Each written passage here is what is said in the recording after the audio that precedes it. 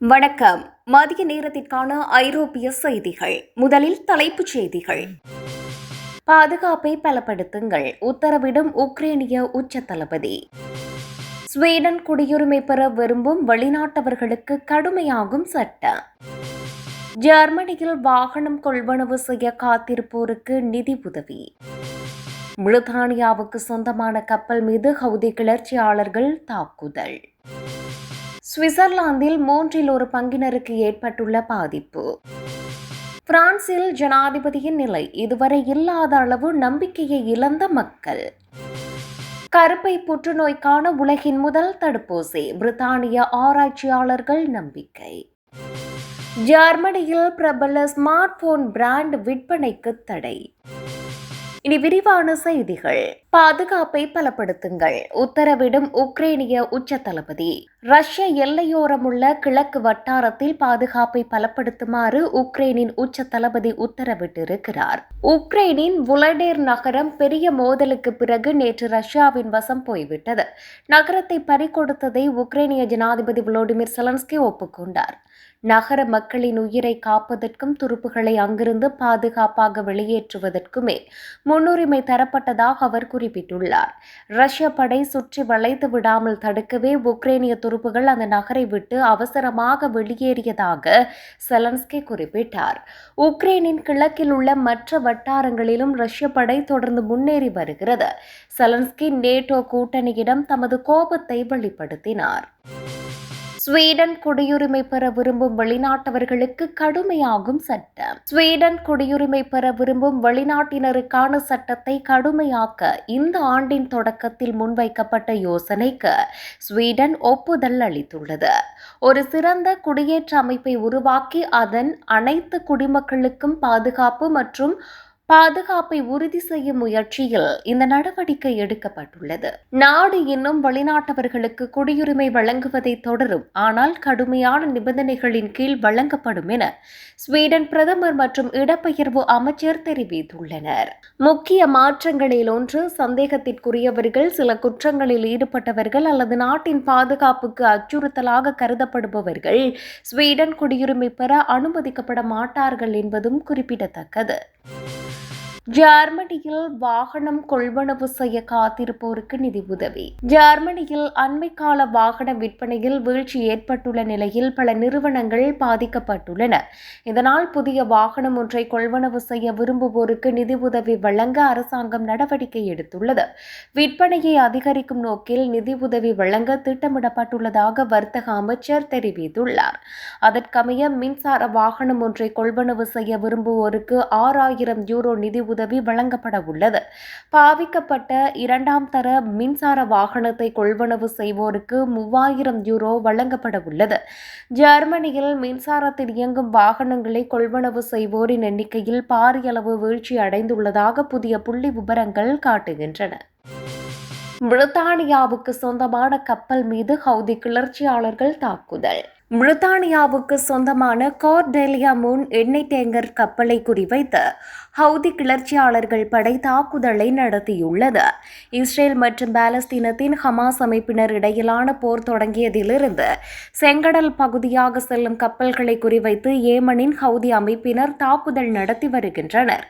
அந்த வகையில் தற்போது செங்கடல் வழியாக சென்ற பிரித்தானியாவின் கார்டெலியா மூன் எண்ணெய் டேங்கர் கப்பலை குறிவைத்து ஹவுதி கிளர்ச்சியாளர்கள் படை தாக்குதல் நடத்தியுள்ளது.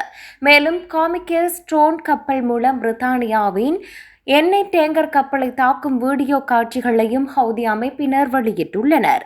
பிரித்தானிய எண்ணெய் டேங்கர் கப்பலில் உள்ள பாதுகாப்பு படை வீரர்கள் வான்வெளி ஆளில்லா ட்ரோன்களை சுட்டு வீழ்த்திய போதிலும் இந்த தாக்குதலை ஹவுதி அமைப்பினர் வெற்றிகரமாக நடத்தியுள்ளனர். சுவிஸில் 1/3 ஏற்பட்டுள்ள பாதிப்பு.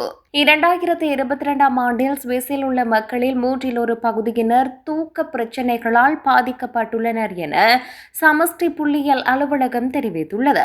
கடந்த 25 ஆண்டுகளில் இவ்வாறான பாதிப்புக்குள்ளானவர்களின் எண்ணிக்கை 5% உயர்ந்துள்ளதாகவும் தெரிவிக்கப்படுகிறது. 1/3 தூக்க பிரச்சினையால் பாதிக்கப்பட்டுள்ளனர் எனவும் அவர்களில் 26% குறிப்பிடத்தக்க அளவில் மேலும் 7% நோய் அடிப்படையிலும் பாதிக்கப்பட்டுள்ளதாகவும் தெரிவிக்கப்பட்டுள்ளது.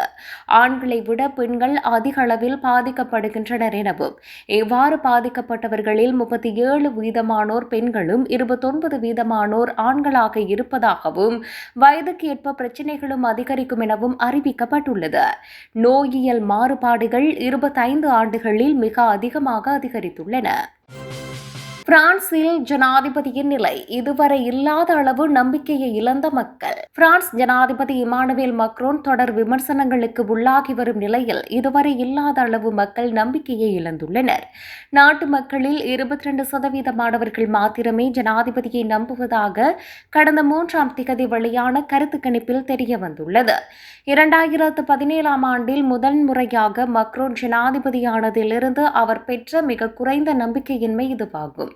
முன்னதாக 2018ஆம் ஆண்டு மஞ்சள் மேலங்கி அணிந்து தொழிற்சங்கத்தினர் நாடு முழுவதும் ஆர்ப்பாட்டத்தில் இறங்கினர். அதன்போது மக்ரன் மீதான நம்பிக்கையின்மை 23%க்கு வீழ்ச்சி அடைந்திருந்தது. அதுவே அவர் பெற்ற மிக குறைந்த புள்ளியாக இருந்தது. கருப்பை புற்றுநோய்க்கான உலகின் முதல் தடுப்பூசி. பிரித்தானிய ஆராய்ச்சியாளர்கள் நம்பிக்கை. கருப்பை புற்றுநோயை அழிக்கக்கூடிய உலகின் முதல் தடுப்பூசி உருவாக்கப்பட்டு வருவதாக பிரித்தானிய பல்கலைக்கழக விஞ்ஞானிகள் தகவல் தெரிவித்துள்ளனர்.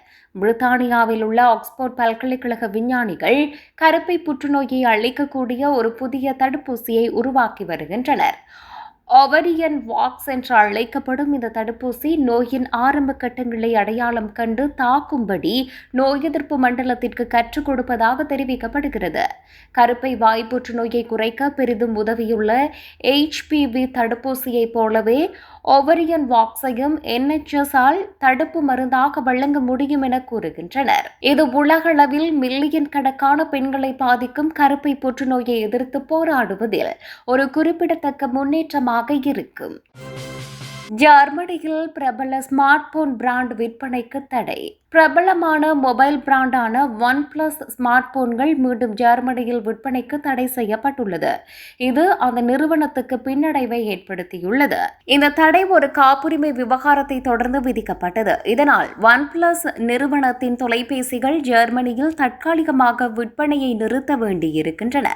2024ஆம் ஆண்டு ஜனவரியில் ஜெர்மனி சந்தைக்கு திரும்பிய OnePlus நிறுவனம் கடந்த 2 ஆண்டுகளில் நோக்கியாவுடன் ஏற்பட்ட காப்புரிமை விவகாரம் காரணமாக சில பிரச்சினைகளை சந்தித்தது.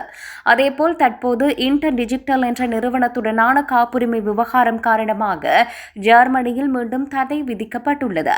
இந்த காப்புரிமை மோதல் 5G மற்றும் மொபைல் தொழில்நுட்பங்களைச் சேர்ந்த முக்கிய காப்புரிமைகளை சுற்றி உள்ளதாக கூறப்படுகிறது.